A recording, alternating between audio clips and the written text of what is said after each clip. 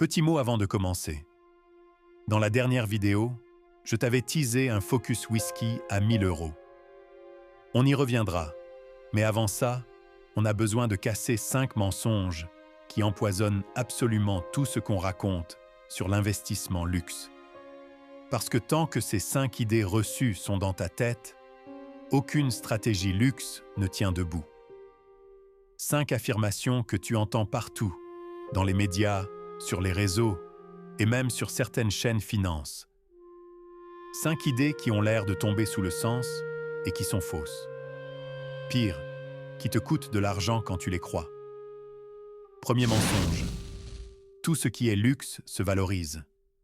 Deuxième, plus c'est cher, mieux ça rapporte. Troisième, le luxe protège mécaniquement de l'inflation. Quatrième, plus c'est rare, plus c'est rentable. Cinquième, l'or reste le meilleur refuge anti-inflation. Tu en as entendu au moins 2 ou 3 récemment, j'en suis sûr. Dans les 8 prochaines minutes, je te démontre chacun avec des chiffres précis, sourcés Knight Frank, Rare Whiskey 101, Watch Index et Sotheby's. Pas d'opinion, des données. Et le mensonge numéro 5, c'est celui qui surprend même les investisseurs aguerris. Premier mensonge, le plus répandu. Tout ce qui porte un logo de marque luxe se valorise dans le temps. C'est totalement faux. Les chiffres bruts d'abord. Selon le Knight Frank Luxury Investment Index, l'indice agrégé a fait plus 83% sur 10 ans, soit fois 1,8. Sur le papier, ça paraît correct. Sauf que cet indice mesure uniquement les actifs top tiers, ceux qui sont déjà cotés et tracés. La masse silencieuse, elle, perd de l'argent. Une Hublot Big Bang Mid-Range achetée 8 000 € en 2018 s'échange aujourd'hui entre 4 et 5 000 € sur le marché secondaire. Moins 40% en 5 ans. Un sac Gucci classique, hors top 3 ou top 5 de la marque, perd entre 40 et 60% dans les 3 premières années. La règle réelle, c'est que seuls 5 à 10% des actifs luxe se valorisent vraiment. Les 90% restants te font perdre du pouvoir d'achat. Logo ne veut pas dire investissement. Deuxième mensonge. Plus le ticket d'entrée est élevé, plus le rendement est élevé. Faux.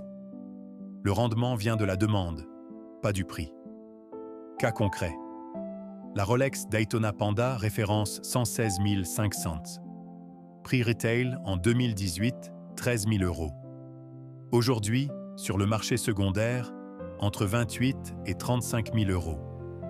Soit fois 2,6 en 6 ans. À côté, le sac Hermès Birkin Faubourg, version la plus chère de la marque, 200 000 € à l'achat. Sa valeur sur le marché secondaire, stable, plus 10% en 6 ans, parfois moins selon les pots. Plus 15 fois plus cher, presque zéro rendement.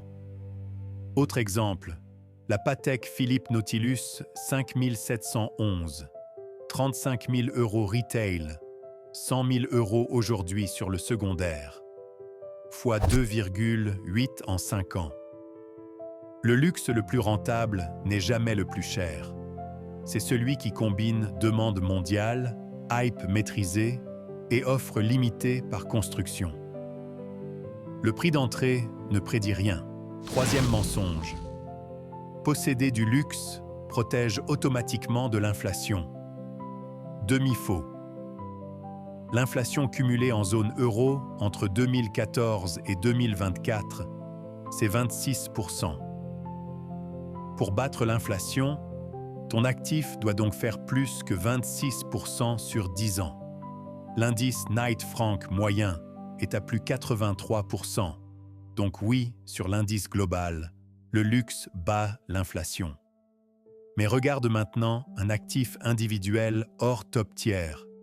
Une TAG Heuer Aquaracer, achetée 2 500 € en 2018, vendue 1 500 € aujourd'hui. moins 40% en valeur faciale. Avec l'inflation, c'est moins 55% en pouvoir d'achat. 7 actifs luxe sur 100 battent réellement l'inflation sur le marché secondaire individuel. Tous les autres, c'est de la consommation déguisée en investissement.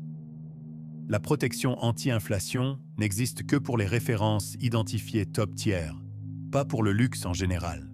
4e mensonge. La rareté seule fait le rendement. Faux. La vraie équation, c'est rareté multipliée par demande mondiale. Sans demande, la rareté ne vaut rien. Cas concret. Une Vacheron Constantin, édition limitée à 50 exemplaires, sans hype public, valeur retail 70 000 €, valeur secondaire après 5 ans, 60 000 à 65 000 €. Décote malgré la rareté absolue.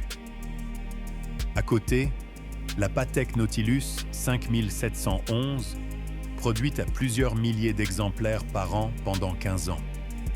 Aujourd'hui, x3 en 5 ans. Pourquoi?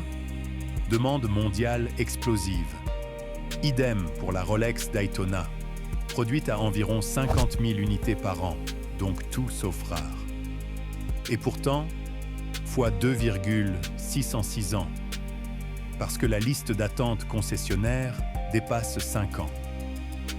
Une montre limitée à 20 exemplaires sans demande vaut moins qu'une référence produite à grande échelle avec hype mondial.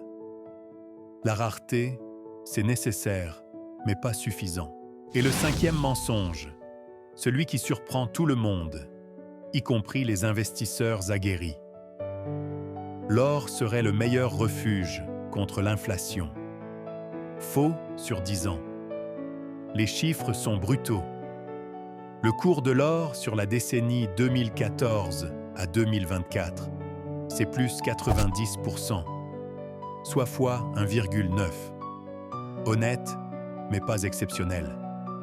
À côté, l'index Rare Whisky 101 sur la même période, plus 280%, soit fois 3,8. Le whisky rare a fait 4 fois mieux que l'or sur 10 ans.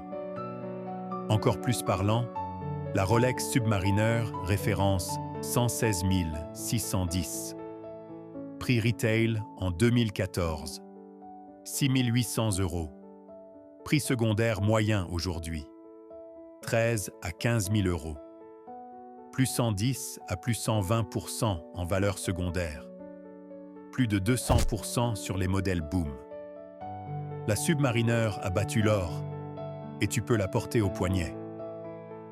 L'or reste un actif défensif honnête. Le luxe top tiers, c'est l'attaque. La différence est massive. Récapitulatif. Mensonge 1. Tout luxe se valorise. Faux. Seuls 5 à 10% des actifs rapportent. Mensonge 2. Plus c'est cher, mieux ça rapporte. Faux, c'est la demande qui compte. Mensonge 3. Le luxe se protège de l'inflation. Faux, sauf top tiers identifié. Mensonge 4. Plus rare égale plus rentable.